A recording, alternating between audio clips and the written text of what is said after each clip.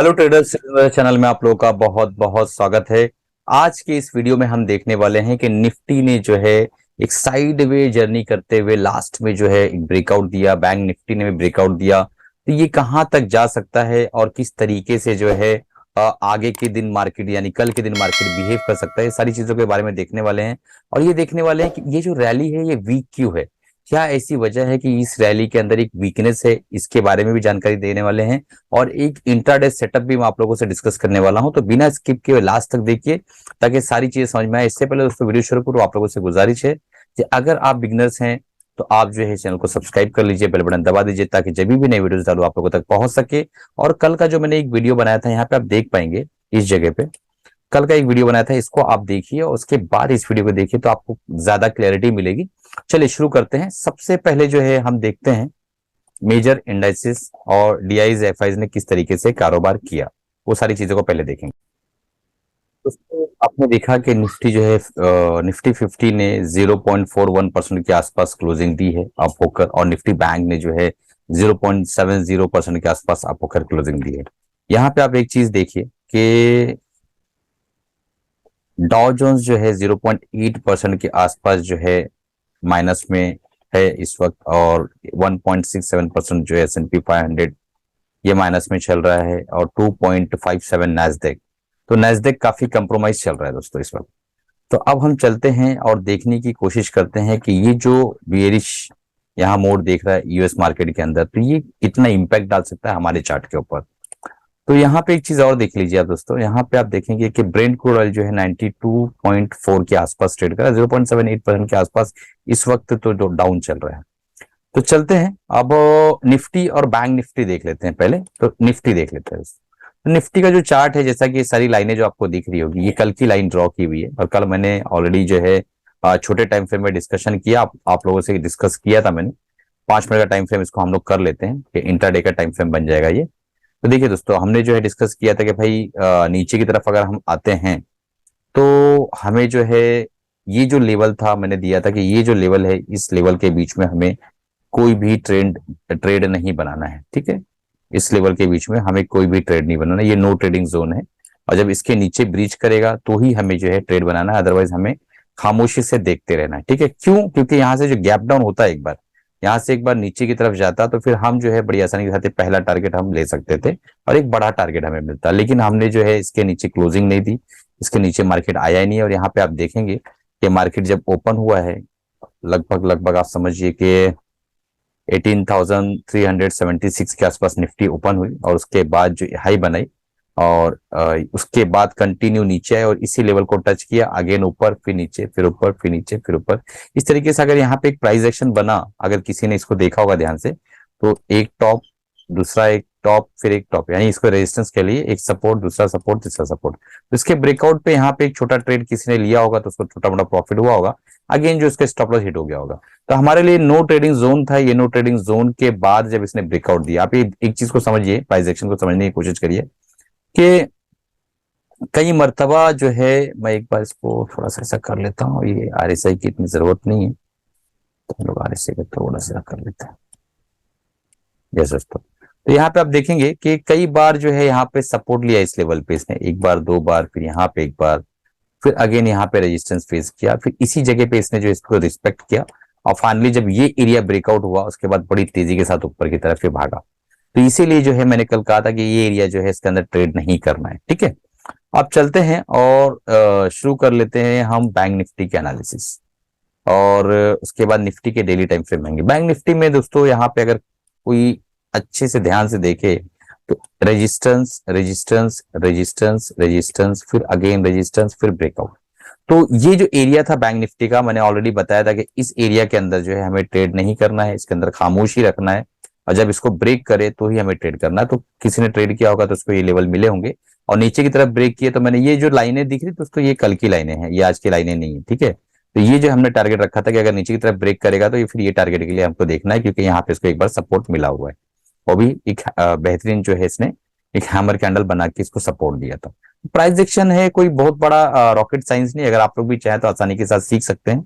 Price action को मैंने देखा खाली कि एक रेजिस्टेंस की तरह यहाँ पे एक्ट कर रहा है, इसको ब्रीच करेगा तो तेजी से एक मोमेंटम के साथ ऊपर जाएगा, और अगर आप ऑप्शंस करते हैं तो मोमेंटम का मतलब आप खुद ही समझ सकते हैं कि कितना इंपॉर्टेंट है मोमेंटम। ठीक है, तो अब चलते हैं हम डेली टाइम फ्रेम में बैंक निफ्टी को भी देख लेते हैं।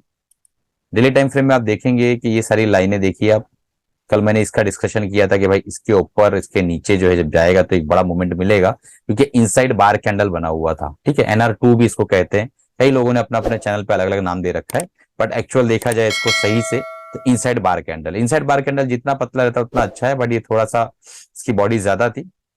फिर भी हमने डिसाइड किया था कि इसके नीचे अच्छा मूवमेंट मिलेगा हमें और इसके ऊपर अच्छा मूवमेंट मिलेगा, तो फाइनली देखिए वो लेवल जो हमने डिस्कस किया था वो लेवल ब्रीच हुआ और इसकी जो ये जो बॉडी दिख रही है हाफ, ये अपने को टारगेट मिला है। बहरहाल देखने में तो दोस्तों ये एक तरह से बुलिश किकर पैटर्न भी है।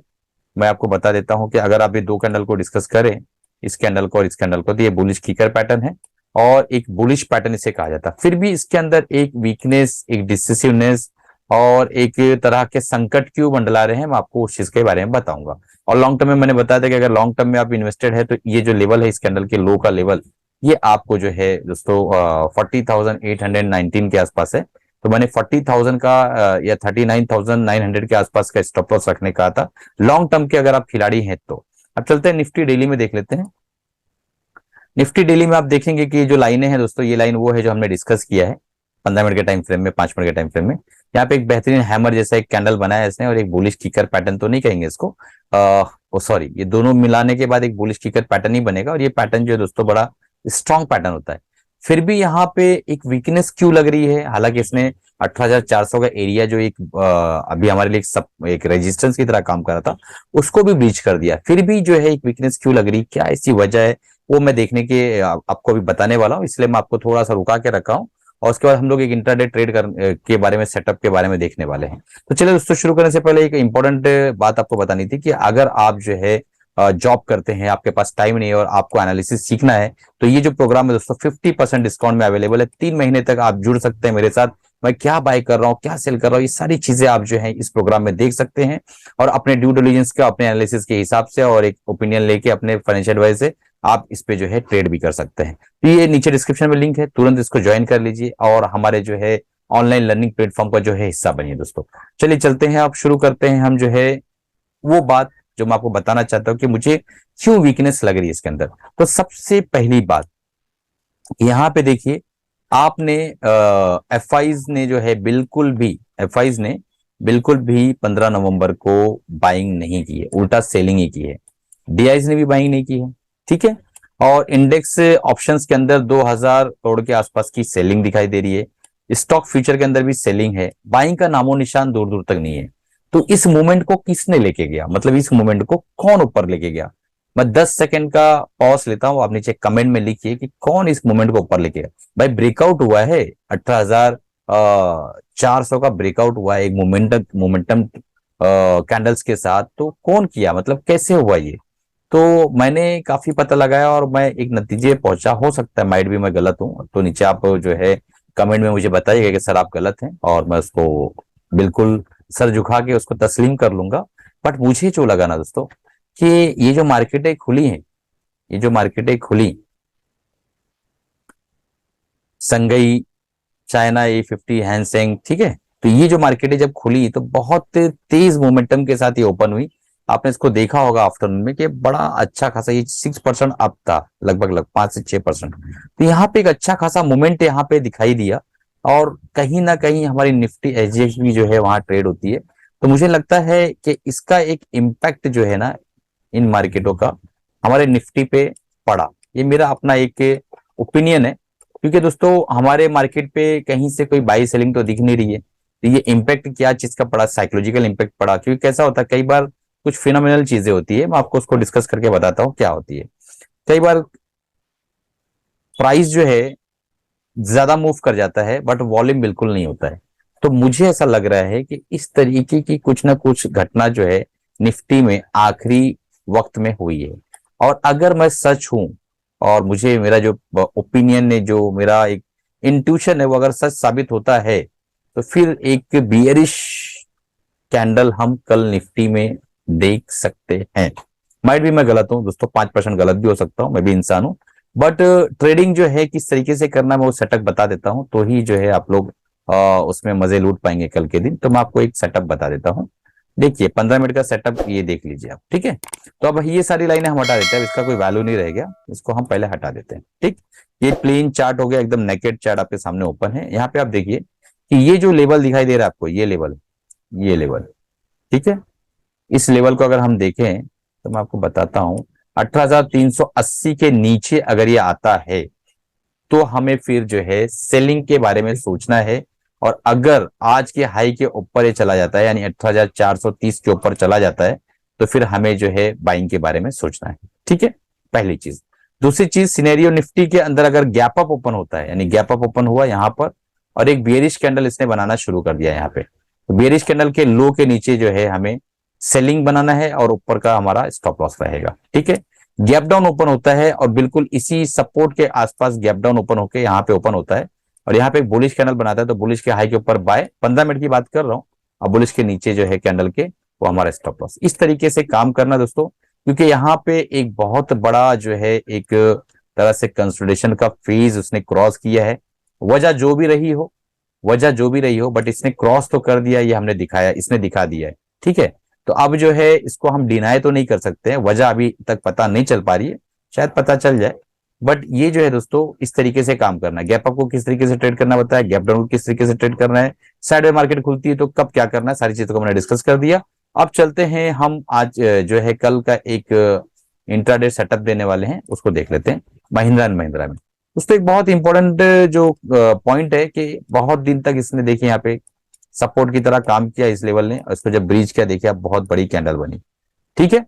तो जिस तरीके से नीचे आया, नीचे आने के बाद फिर ये देखिए रेजिस्टेंस, फिर अगेन एक रेजिस्टेंस, फिर एक रेजिस्टेंस, फिर एक रेजिस्टेंस। तो कहीं ना कहीं अगर इस रेजिस्टेंस को ब्रेक करता है तो हमें ये टारगेट बड़ी आसानी के साथ मिल सकते हैं 1330 के आसपास का, तो हम इसको 1325 मान लेते हैं सेफर साइड, 5 रुपया कम ही कमाएंगे। तो अगर यहाँ पे आपको दिख रहा है कि एक बुलिश कैंडल के साथ क्रॉस हो रही चीज, तो हमें उस कैंडल के जस्ट लो के नीचे, यानी हम समझ लीजिए ना कि इसको आप, ये कैंडल अगर 1300 के ऊपर निकलती है, 1301 1302 दिखने लगता है प्राइस, तो हमें फिर जो है 1290 के आसपास का स्टॉप लॉस लेके, 1290 का स्टॉप लॉस लेके, और जो है 11 रुपए का जो है स्टॉप लॉस रहेगा हमारा, और उसके बाद 1325 के आसपास का, यानी 25 रुपए का जो टेक प्रॉफिट रहेगा, जस्ट 1:2 का रिवॉर्ड मिलेगा, यहाँ पे हम ट्रेड कर सकते हैं। ये हमारा एसएल रहेगा और यहाँ हमारी एंट्री रहेगी और ये हमारा टारगेट रहेगा, ठीक है। और नीचे जाने की संभावना कब, अगर मार्केट बेयरिश बहुत ज्यादा रही तो ही ये नीचे आएगा, अदरवाइज नीचे जाने की संभावना बहुत कम है, क्योंकि वॉल्यूम लास्ट में बहुत ज्यादा एक्यूमुलेशन हुआ है यहाँ पे, आप देख पा रहे हैं, और आईएससी भी 66 है। तो एकदम सिंपल सा सेटअप है, ठीक है। अगर इसमें बहुत ज्यादा हम एंगल ट्रैंगल बनाएंगे तो बहुत कुछ चीजें बन जाएगी दोस्तों, बट ये समझ लीजिए कि यहाँ पे एक मेजर जो है ट्रेंड लाइन भी ब्रेक हो रही है। अगर यहाँ से हम ड्रॉ करें तो एक ट्रेंड लाइन जो हम कह सकते हैं कि भाई एक ट्रेंड लाइन थी, इसने आज ब्रेक किया है इस जगह पे, और एक हॉरिजॉन्टल ट्रेंड लाइन जो एज अ रेजिस्टेंस लाइन है वो भी ब्रेक होने की पूरी पूरी संभावना है, ठीक है। तो अब जब यहां से निकलेगा तो इस जगह पे अगर रेजिस्टेंस की तरह एक्ट करेगा, हो सकता है एक आध दो कैंडल रुके, तो घबराना नहीं है, फिर बाद में इसको टारगेट को अचीव करेगा, ठीक है। कहने का मतलब ये है कि हो सकता है ये इस तरीके से जावे, मैं बताता हूं आपको, इस तरीके से निकले, फिर एक सपोर्ट ले, फिर इस तरीके से निकले, ठीक है। चलिए, कमाते खुश रहिए और अपने अपनी फैमिली का ख्याल रखिए। अपने फाइनेंशियल एडवाइजर से राय मशवरा लेने के बाद ही ट्रेड करिएगा, मेरी तरफ से कोई बाय सेल रिकमेंडेशन नहीं है, ठीक है। एक साहब ने कहा था, मैं उसका रिप्लाई कर देता हूं कि भाई आप जो है बाय नहीं कर सकते, सेल नहीं कर सकते, तो फिर आप जो है इतना चार्जेस क्यों लेते हैं, महंगे चार्जेस क्यों लेते हैं, इतने बड़े बड़े फीस लेते हैं आप पढ़ाने के। दोस्तों देखिए, मेडिकल साइंस में जब मैं था तो लाखों रुपए फीस हमने पे की, लाखों रुपए। बट डिग्री मिलने के टाइम पे जो है ये प्रतिज्ञा ली गई कि डॉक्टर्स की फैमिली को आप फ्री में ट्रीटमेंट देंगे, और आप जो है गरीबों को कोशिश करिए कम से कम फीस में देखिएगा, ठीक है। यानी फीस कम लेना है ये बांट किया गया, लेकिन आपको कंफर्म 5 लाख रुपया सैलरी मिलेगी ये नहीं बताया गया। लाखों रुपया फीस 7 साल की तपस्या के बाद, ठीक है। उससे पहले 12 तक का समझ लीजिए, अब 12 साल वो नर्सरी जूनियर सीनियर 3 साल, वो 15 साल, और उसके बाद 7 साल मेडिकल साइंस में। तो मेडिकल साइंस बीएमएस हो, बीएचएमएस हो, एमबीबीएस हो, कुछ भी हो, तो मेडिकल साइंस जब डॉक्टर करता है तो उसको जब डिग्री दी जाती है ना, तो कोई गारंटी नहीं रहती कि आपके पास पेशेंट रहेंगे, आपके यहाँ बहुत भीड़ रहेगी, आप बड़े जो है बहुत ज्यादा कमाएंगे, बहुत ज्यादा आपकी अर्निंग रहेगी, कोई कोई चीज नहीं बताई जाती, आपको सिखा दिया जाता है और आपको स्किल देके भेजा जाता है। तो यहाँ पे भी वही काम है, आपके साथ मैं 12 घंटे लाइव आता हूँ। जो लोग कर रहे हैं, अगर ये वीडियो देख रहे हैं तो कमेंट कर सकते हैं। 12 घंटे लाइव आके लगभग लगभग जूम पर पढ़ाता हूँ। आपके लिए साल भर, पूरी साल मेहनत करता हूँ। व्हाट्सएप पे हर एक स्टूडेंट को रिप्लाई आता है। नीचे कमेंट करके बताइएगा, अगर आप हमारे स्टूडेंट और वीडियो देख रहे हैं, कमेंट का रिप्लाई आता ही है व्हाट्सएप पे। आपको कंपलसरी रिप्लाई देता ही देता हूँ मैं, 2-4 घंटे आगे पीछे रिप्लाई देता ही देता हूँ, ठीक है। और कई बार तो ऐसे कि कमेंट में जो वीडियोस आप बोलते हैं कि सर इस पे बनाइए, तो वो वीडियोस भी बना देता हूँ। तो इतना सपोर्ट करने के बाद सिर्फ मात्र 2,000, 3,000, 1,000 के हमारे कोर्स की फीस है। और एमएसएम बुल जो है वो बहुत स्पेशल कोर्स है, उसको मैं ज्यादा मार्केटिंग भी नहीं करता हूँ। मैंने बहुत ही लो कॉस्ट में, यानी 1.5 लाख का प्रोग्राम है जिसमें लाइव में आपसे जुड़ता हूँ। आप हमारे फ्रेंड हो जाते हैं, आप हमसे रेगुलर बातें करते हैं फोन पे, जब चाहिए जब आप कांटेक्ट करके बात कर सकते हैं। इतना मतलब मेंटरिंग इतनी इजी हो जाती है और इतना आसान हो जाती है। जो लोग को कोर्स कर उनको पता है। तो अभी जो दिवाली में जो मैंने सिर्फ 20 सीट्स का ऑफर निकाला था, वो इसलिए निकाला था कि ताकि ज्यादातर लोग समझ सके कि क्या चीज है वो।